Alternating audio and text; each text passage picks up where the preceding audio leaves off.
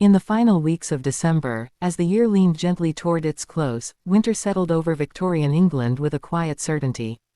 The cold did not arrive suddenly, nor did it announce itself with drama. Instead, it crept in slowly, like a soft blanket drawn across the land. Mornings grew pale and still. Evenings arrived early, their shadows stretching long across cobbled streets and narrow lanes. In the great cities, such as London, Manchester, and Birmingham, smoke from countless chimneys drifted upward and mingled with the low winter fog. Gas lamps flickered to life one by one as dusk approached, casting warm, amber pools of light onto damp stone and frozen earth. Horse-drawn carts rolled steadily along, their wheels muffled by frost, their drivers wrapped in heavy coats and scarves pulled tight against the cold. Christmas was coming, though it did not shine brightly or loudly. For most families, especially the poor, it arrived quietly, wrapped in routine and restraint. There were no glittering displays in shop windows for them, no overflowing tables, no piles of gifts.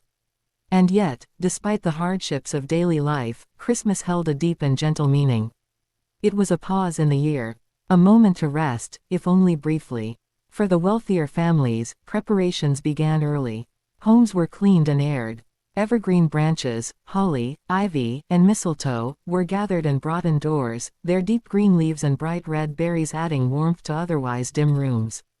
Parlors were rearranged, and fires were kept burning longer into the evening. But for the poor, Christmas preparations were simpler, quieter, and shaped by necessity. In narrow streets where rows of brick houses leaned close together, families lived in small rooms with thin walls and colder floors. Many shared a single fireplace, if they had one at all. Coal was precious, and fires were tended carefully, allowed to burn low during the night to save fuel for the morning. Children rose early, often before the light, to help with chores or prepare for a day of work. Boys might run errands, sweep shop floors, or deliver goods through the cold streets. Girls helped their mothers, mending clothes, scrubbing floors, or minding younger siblings. Yet even in these modest homes, Christmas was known. Not through abundance, but through tradition. On the Sunday before Christmas, churches filled with quiet voices and the scent of cold air carried in on wool coats. Candles flickered gently along stone walls as hymns were sung slowly and without hurry. Many families attended not out of obligation, but for comfort. The church was warm, and for a little while, worries could be set aside. Outside, snow sometimes fell, not always thick or heavy, but enough to soften the sharp edges of the world. Roofs grew pale. Doorsteps turned white. Footprints appeared and disappeared as the day went on. Children paused to watch flakes drift down, catching them on gloved hands, their breath forming clouds in the air. In the poorer districts, Christmas Eve arrived much like any other evening.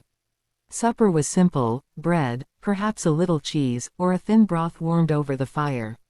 But there was a sense of anticipation, quiet and restrained, that moved gently through the household. For the children, this anticipation was not built on expectation of many gifts. They did not imagine toys stacked beneath trees or packages wrapped in bright paper. Those things belonged to another world. Instead, they hoped for something small, something rare, something sweet. In many working-class homes, the greatest Christmas treasure was a single orange. Oranges did not grow in England. They traveled far, arriving from warmer lands by ship, and their cost placed them firmly beyond everyday reach. To receive an orange was not ordinary. It was extraordinary. Children might speak of it weeks in advance, their voices hushed, as though naming it too often might cause it to disappear. Parents planned carefully, saving a few pennies at a time, setting them aside with quiet determination. An orange meant more than fruit. It meant color in winter.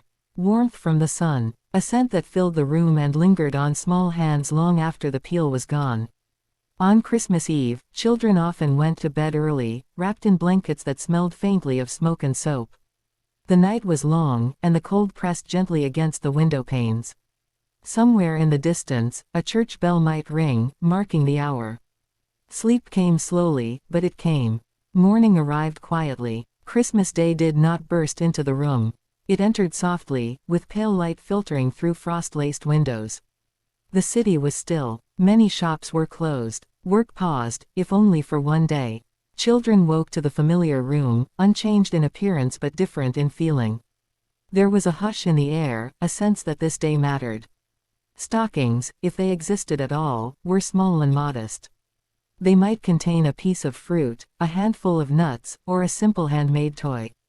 Some children found nothing at all, and yet they were taught to greet the day with gratitude rather than disappointment.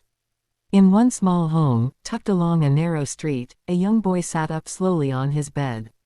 He listened to the faint sounds of his household waking, the scrape of a chair, the soft murmur of voices, the crackle of a newly lit fire. He dressed carefully, pulling on clothes that had been mended many times over. When he entered the main room, his mother smiled gently and nodded toward the table. There, resting on a simple plate, lay a single orange. Its skin glowed softly in the candlelight, brighter than anything else in the room. The boy did not rush toward it. He stood still for a moment, taking it in. He knew its value. He knew the effort behind it. His fingers touched the peel, cool and slightly rough, and the scent filled the air at once. That scent, fresh, sharp, and sweet, was Christmas. Families often shared these moments slowly. An orange might be divided carefully, each segment separated with care and passed from hand to hand. No piece was wasted. Even the peel might be kept, placed near the fire to release its fragrance into the room. Afterward, the day continued quietly. Some families attended church again. Others stayed home, resting, mending, or simply sitting together in the warmth of the room. Children might play with a wooden toy or a cloth doll, their imaginations filling in what reality could not provide. Meals were modest but meaningful. If meat appeared at all, it was often saved for this day, a small joint roasted carefully, or a pie shared among many. Pudding, rich with dried fruit and spices, was a once-a-year luxury, steamed for hours and served warm, sometimes with a simple sauce. The day moved slowly, unhurried and calm. As evening approached, the cold returned to the windows and the fire burned lower. Families gathered closer together, speaking softly or sitting in companionable silence. Outside, the city remained hushed, as though it too were resting. Christmas in the Victorian era was not loud. It was not extravagant for most. But it was deeply felt. It lived in small moments. In warm light against cold stone. In a shared orange. In the quiet knowledge that, for one day, life allowed a pause. And as night fell once more, blankets were drawn close, fires settled into embers, and sleep returned, gentle and slow, carrying with it the memory of a simple, precious day. As Christmas Day settled gently into memory, the days that followed moved at the same slow winter pace. In Victorian England, the season of Christmas was not confined to a single day. It stretched quietly across weeks, from the earliest preparations of Advent through the calm conclusion of Twelfth Night in early January. Within modest homes, life continued much as before, but with small changes that softened the long winter. The hearth became the center of everything. Even in homes where space was limited, families arranged themselves around the fire whenever possible. Chairs were pulled closer together. Children sat cross-legged on the floor, hands stretched toward the warmth. Shadows danced along the walls as flames flickered and settled.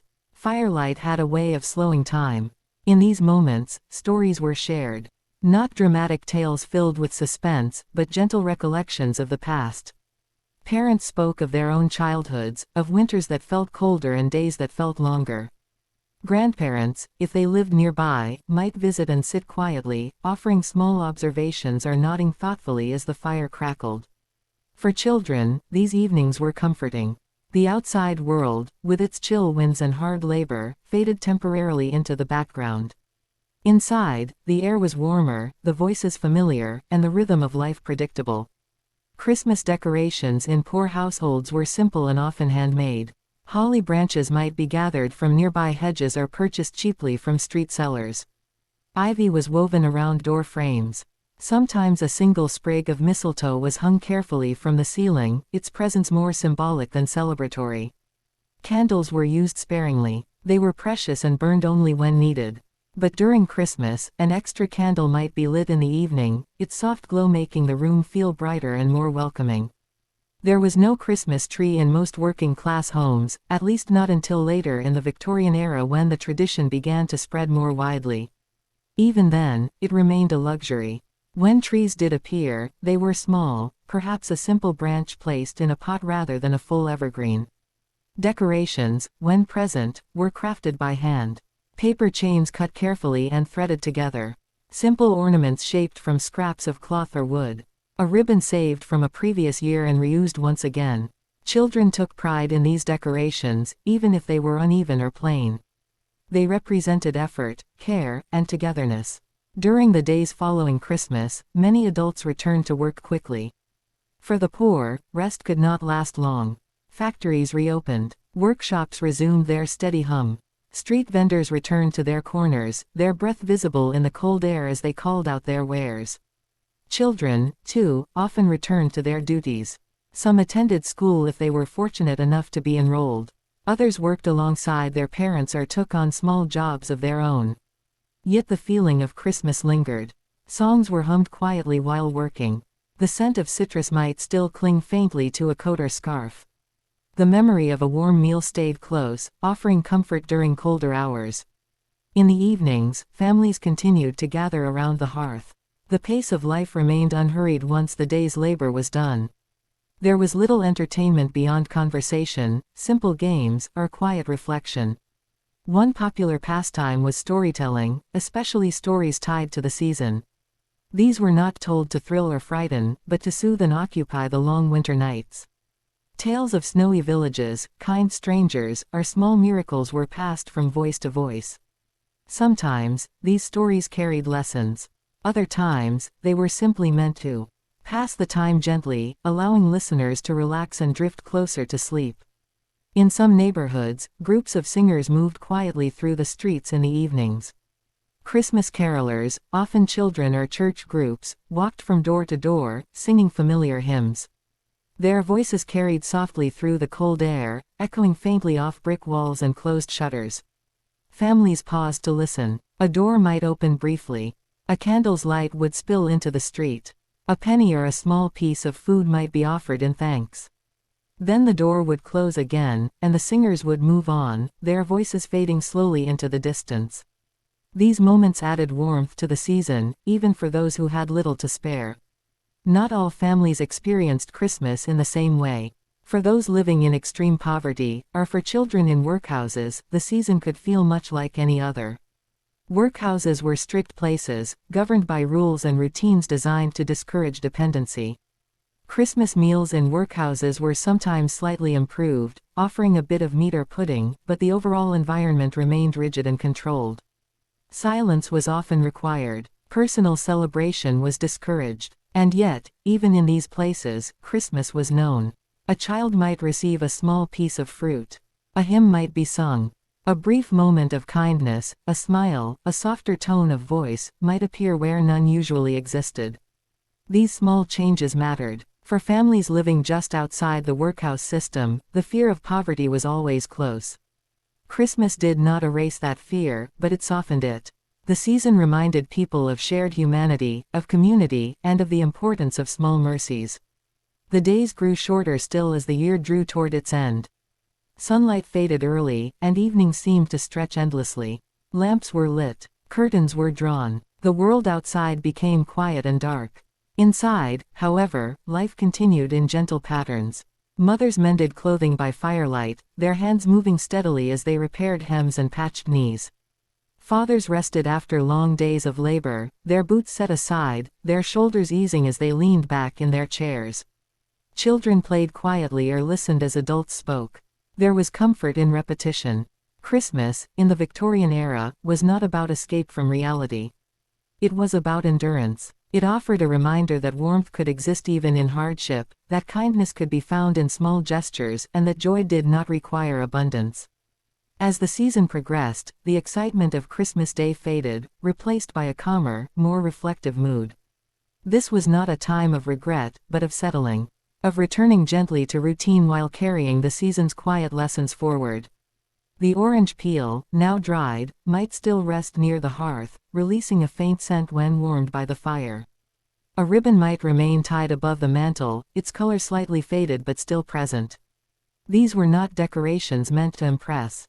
They were reminders. Reminders of a day that paused the world just long enough to breathe. As night fell again, families prepared for sleep. Beds were shared. Blankets were tucked carefully. The fire was banked low, its glow steady and reassuring. Outside, frost formed silently on window panes. Somewhere nearby, a bell rang the hour. And inside, within the quiet rhythm of home, the Victorian Christmas continued, not loudly, not extravagantly, but faithfully. A season of calm in the heart of winter. In the Victorian winter, food carried a meaning far beyond nourishment. It was comfort, memory, and hope woven together, especially during Christmas. For those who lived with little, each meal mattered. Each ingredient was considered carefully. Nothing was wasted, and nothing was taken for granted. In the days leading up to Christmas, markets became quiet places of purpose rather than abundance. Stalls were arranged neatly, though their offerings were modest. Baskets of root vegetables sat beneath cloth coverings to protect them from frost. Apples, wrinkled but still fragrant, were stacked carefully. Nuts and dried fruits appeared in small quantities, priced higher than usual. People moved through these markets slowly, counting coins in gloved hands, weighing decisions with care. A mother might pause before a stall, considering whether she could spare a few pennies for currants or suet. A father might choose a small joint of meat, knowing it must last beyond a single meal. Christmas food was not about excess. It was about making something special from very little. The most anticipated dish of the season was the Christmas pudding. Preparing it was a ritual that often began weeks in advance. Ingredients were gathered slowly: flour, breadcrumbs, suet, dried fruits, spices. Each addition was measured carefully, not just for flavor, but to ensure the pudding would stretch far enough to serve everyone. On Stir-Up Sunday, families gathered around a large bowl. Each person took a turn stirring the mixture, often clockwise, while silently making a wish. The pudding was then wrapped and steamed for hours, filling the home with a rich, warm scent that lingered long after the fire burned low. Once cooked, the pudding was stored away until Christmas Day, brought out only once a year. When the time finally came, it was reheated carefully and carried to the table with quiet pride. Sometimes it was topped with a sprig of holly or a dusting of sugar. A small flame might be added briefly, flickering gently before fading away. For many children, this moment was unforgettable. The pudding was dense and dark, filled with flavors they rarely tasted. Each bite was savored slowly. There was no rushing, no seconds unless everyone had finished their first portion. Meat, when available, was prepared with equal care. A small roast or pie might be shared among many. Bones were saved for soup. Leftovers were repurposed thoughtfully, ensuring that nothing was lost. Even the simplest meals took on greater meaning during Christmas. Bread tasted warmer. Tea felt richer. A spoonful of jam or honey felt like a gift rather than a given. For families who could not afford meat or pudding, Christmas still brought small indulgences. A bowl of hot porridge sweetened with treacle. A slice of bread toasted carefully by the fire. A cup of warm milk shared before bed. And always, there was fruit. Oranges, apples, and nuts were prized not just for their flavor, but for what they represented. They came from far away. They broke the monotony of winter food. They added color and scent to an otherwise muted season. Children remembered these flavors long after Christmas had passed. Markets remained important gathering places throughout the season. They were places not only to purchase goods, but to exchange news, greetings, and quiet well wishes. Vendors greeted familiar faces with nods and soft smiles. Customers lingered briefly, warming their hands and sharing a few words before moving on. These interactions mattered. They reinforced a sense of belonging in a world that often felt uncertain. Beyond the markets, charitable efforts increased during Christmas. Churches and local organizations organized small dinners or distributed food to those in need. Wealthier households sometimes donated bread, coal, or clothing, though these acts were often modest rather than grand. Still, for those who received help, it could make a difference. A loaf of bread meant warmth and sustenance. A piece of coal meant a longer burning fire. A scarf meant protection against the biting wind. These gifts were not extravagant, but they were deeply appreciated. For children, Christmas meals were tied closely to memory. Years later, they would recall not just the taste of food, but the feeling of sitting together, the quiet conversations, the warmth of the room. They remembered how adults spoke more gently. How laughter came more easily. How the fire seemed brighter. Scarcity shaped these experiences, but it did not erase joy. In many ways, it sharpened it. When you have little, you notice more. You savor more. You remember more. As the days passed and Christmas drew nearer to its end, families returned to their routines, but the echoes of the season lingered. The scent of spices remained faintly in the air. A few dried fruits might be saved for later. A memory of warmth stayed close. The long winter still stretched ahead, but Christmas had marked a point of light within it. Evenings grew quieter again. The fire burned low. The room settled into stillness. Outside, the streets were calm. The markets closed early. The city rested beneath a pale sky. Inside, families prepared for sleep, carrying with them the gentle comfort of shared meals and simple pleasures. Christmas, in the Victorian era, was not defined by abundance but by intention. Every meal, every coin, every moment was considered carefully. And in that carefulness, something enduring was created, a season remembered not for what it had in plenty, but for what it made meaningful. For Victorian children, Christmas lived less in objects and more in moments. Childhood itself was different then, shorter, more structured by responsibility, and often shaped by work rather than play. Yet even within these limits, Christmas brought a gentle shift, allowing space for small joys that lingered long in memory. Most children in working-class families did not own many toys. Some owned none at all. Play happened between chores, in the margins of the day, often using whatever could be found or imagined. A stick became a horse. A stone became a treasure. A scrap of cloth became a doll. At Christmas, however, something special might appear. A simple wooden toy, carved carefully by hand. A small spinning top. A cloth doll sewn from leftover fabric. A painted whistle or a set of marbles wrapped in paper. These gifts were not expected, and that made them precious. Parents saved quietly throughout the year, sometimes crafting toys themselves late at night after children were asleep. The work was slow and careful, done by firelight, hands moving steadily despite fatigue. The goal was not perfection, but love. Children received these gifts with a seriousness rarely seen today. They examined them closely. They handled them gently. They understood, even if they could not fully explain it, that these objects carried effort and sacrifice. A toy was not replaced easily. It was kept, repaired, and treasured. Games during Christmas were often simple and quiet. Board games existed, but many families could not afford them. Instead, children played guessing games, word games, or games of memory. Adults sometimes joined in, their laughter soft and unhurried. Charades were popular in some homes, as were simple singing games. Nursery rhymes were recited. Familiar songs were repeated, not loudly, but with warmth. In the evenings, when the fire burned low and the room settled into stillness, children might listen as stories were read aloud. Books were valuable possessions, often shared among families or borrowed from neighbors. A single book might be read many times over, its pages worn soft by repeated handling. These stories were not rushed. They were read slowly, with pauses, allowing listeners to imagine each scene fully. Children lay quietly, heads resting against chairs or blankets, eyes half closed as the words carried them elsewhere. For some children, Christmas also brought a brief pause from schooling or work. Schools often closed for a short time during the holiday period. Factories and workshops slowed or stopped entirely for a day or two. This pause was felt deeply. Children woke later than usual. Mornings felt longer. Time stretched gently, no longer measured strictly by bells or schedules. This freedom, though brief, was cherished. Outdoors, winter play was quiet and simple. If snow fell, children gathered to roll small snowballs or trace patterns with their boots. Snowmen were modest in size, built quickly before fingers grew numb. Laughter rose briefly, then faded as children returned indoors to warmth. There was no sense of urgency in these moments. No rush to capture them or make them last. They existed fully, then passed. For children living in poorer districts, Christmas also brought awareness. They noticed the differences between their lives and those of wealthier families. They saw grand houses decorated with lights and greenery. They glimpsed full tables through windows as they passed by.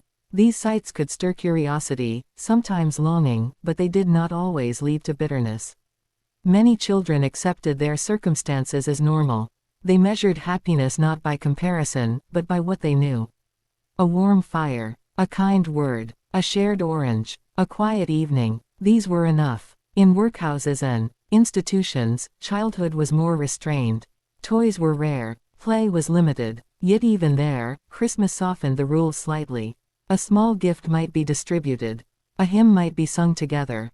The day might pass with less strict discipline.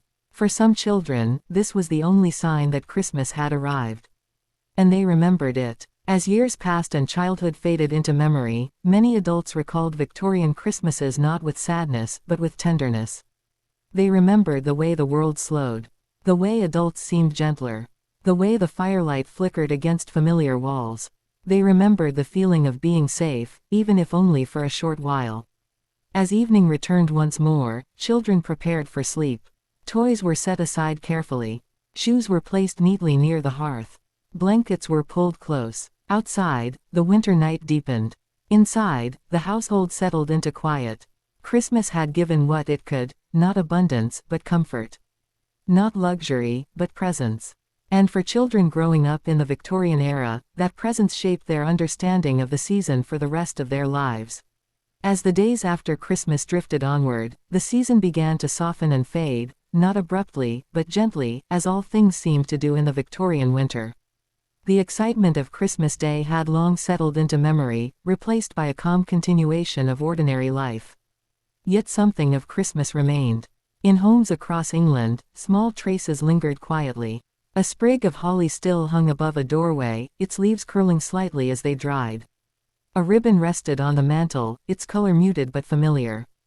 The faint scent of spice or citrus occasionally rose when the fire was stirred, reminding families of a meal shared days before. These details were not hurried away. Decorations stayed up as long as they could, until Twelfth Night marked the traditional end of the Christmas season.